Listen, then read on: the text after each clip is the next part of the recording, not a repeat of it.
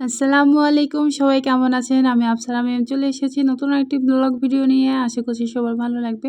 আজকে সকাল থেকে রান্নাঘরে কী কাজ করলাম সেগুলো শেয়ার করব।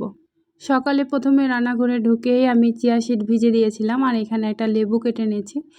যারা ডায়েট করেন কিংবা এমনি স্বাস্থ্য সচেতন তারা প্রতিদিন এভাবে চিয়া সিড লেবু পানি দিয়ে কিংবা এমনি চিয়া সিড ভিজিয়ে রেখে খেতে পারেন। এটা স্বাস্থ্যের জন্য খুবই ভালো।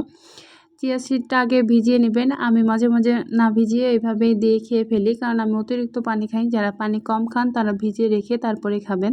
সকালে ঘুম থেকে ওঠার পরে প্রতিদিন যে চিয়া সিড পানি খাই এটা না, এক এক দিন আসলে এক একটা মুড থাকে আমার। কখনো কখনো মনে হয় যে সকালে ঘুম ভাঙার জন্য এক কাপ সুন্দর চা দরকার, আবার কখনো কখনো মনে হয় যে না, আজকে একদম লেবু পানিটাই যথেষ্ট।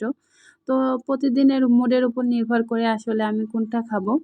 এখানে সকালে কিছু থালি বাসন ছিল, এগুলো পরিষ্কার করে নিচ্ছি। তারপরে মাংস ভিজিয়ে রেখেছিলাম, এটা খাসির মাংস। তো অনেকক্ষণই ভিজিয়ে রেখেছিলাম, এখন প্যাকেট থেকে বের করে ধুয়ে নিচ্ছি, আজকে রান্না করতে হবে।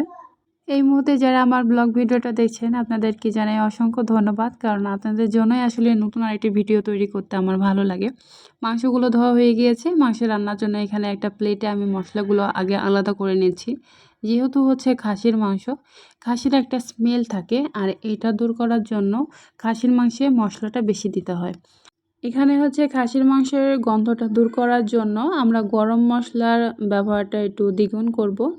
আর খাসির মাংসের বাজে স্মেলটা দূর হবে আমরা যে গরম মশলার গুঁড়োটা দিই, এটা একটু বাড়িয়ে দিতে হবে, তাহলে যে খাসির মাংসের বাজে একটা স্মেল থাকে সেটা দূর হয়ে যাবে। এখানে মশলা হিসাবে আমি নিয়েছি হলুদের গুঁড়া, মরিচের গুঁড়া, ধনিয়া গুঁড়া, জিরা গুঁড়া, গরম মশলার গুঁড়া, আদা রসুন বাটা, তেজপাতা দিয়ে এখন আমি আগে কড়াইতে মাংস ধুয়ে পেঁয়াজ কেটে রেখে দিয়েছিলাম। আজকে আমি হাত দিয়ে মাখিয়ে মাংসগুলো রান্না করব। এক একজন এক একভাবে রান্না করে, অনেকে কষিয়ে রান্না করে, আমিও মাঝে মাঝে কষিয়ে রান্না করি। এক এক দিন আসলে এক একটা মুড থাকে। যখন সময়টা একটু বেশি থাকে তখন মাংসগুলো কষিয়ে রান্না করি, মানে মশলাটা কষিয়ে তারপরে মাংসগুলো দিই। আর যখন সময় একটু কম থাকে একেবারে এভাবে মাখিয়ে তারপরে একটু টাইম নিয়ে কষিয়ে তারপরে যে রান্না করি। এই শাকগুলো আমি গ্রাম থেকে এনেছি, মানে আমাদের গ্রামের বাড়িতে রাফসানের বড় আম্মু গাছ লাগিয়েছিল। তো গাছগুলো তুলে ফেলে দিবে, তো আমি বললাম তুলে না ফেলে দিয়ে এভাবে 2-3 দিন খাওয়া হোক, তারপরে ফেলে দিয়েন। তো আমিও কিছু এনেছিলাম, ধুয়ে রেখে দিলাম। এই সাইডে মাংসটা একটু কষিয়ে নিয়েছি, নিয়ে ঝোলের জন্য পানি দিয়েছি। আর মাংসের কালারটা বেশ মাশাআল্লাহ অনেক ভালো এসেছে। হালকা ঝোল রাখবো, মানে এরকম অল্প অল্প ঝোল রাখবো, এই জন্য ঝোলটা একটু কম দিয়েছি। এখানে পেঁয়াজ আর রসুনটা এইভাবে লাল লাল করে ভেজে নিয়েছি, আর শাকগুলো আগে সেদ্ধ করে রেখেছিলাম, তারপরে এখন দিয়ে একটু ভেজে নিচ্ছি।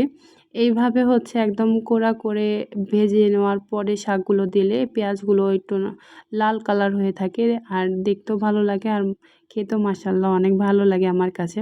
এই কারণে যখন কালারটা আসে তারপরে শাকটা দিই। এই যে দেখা যাচ্ছে লাল লাল, দেখে মনে হচ্ছে চিংড়ি মাছ আছে। আর এই সাইডে রাফসান বাবুর জন্য খিচুড়ি রান্না হচ্ছে।